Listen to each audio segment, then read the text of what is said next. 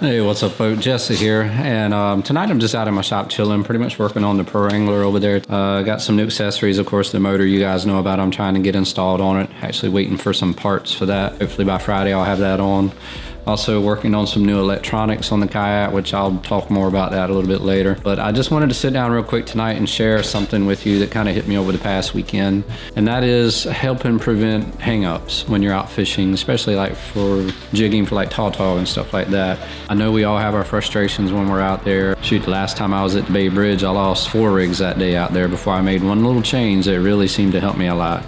Oh yeah, I managed to cut my finger wide open earlier working, but basically, I was out there fishing that day, just like a lot of people do when they're fishing for taws. They use these bottom rigs, basically. You know, I use these hand-tied rigs. You know, this is like 30-pound fluorocarbon. I got these little 2/0 bait holder hooks on it.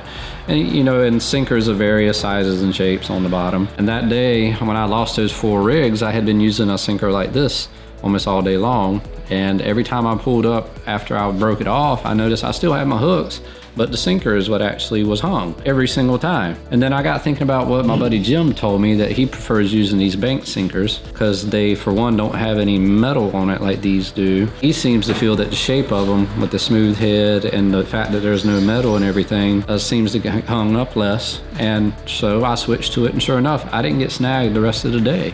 Even though I felt it trying to several times, I was able to work it and get it free very easily.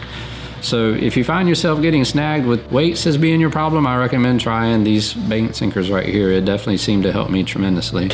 The other method of fishing for tautog is with these jigs. It's very popular. I love them.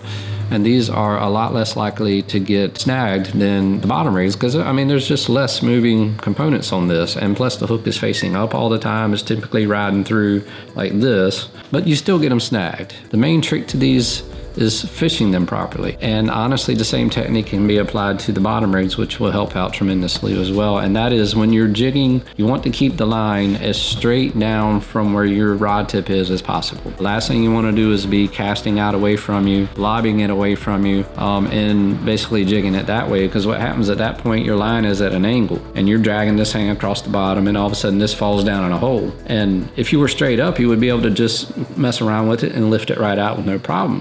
But since you're at an angle, that line is sitting in there like this, and you're basically getting it snagged, and you're not going to get it loose that way. And it works for bottom rigs and also jigs the same way. So the biggest tip that I have is to make sure you keep it straight down below you.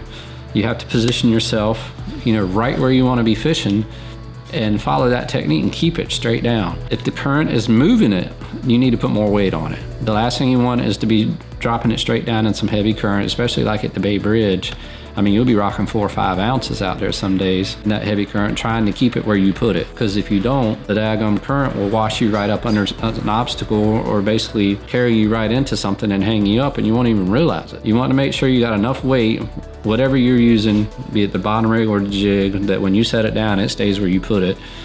And number 2, keep it straight down below you. And I'm telling you, if you do that, you'll get snagged a whole lot less. And it's easier to get it out because then you can kind of pedal forward or move forward a little bit and keep messing with it, and it'll come out. At Kip to Pete that last trip, I got hung up so many times out there, but was able to easily get it free because of this method. I could actually feel when my line was starting to drag across something, and I knew that, okay, I'm getting ready to get snagged here. So I would move forward a little bit and mess with it and get it free.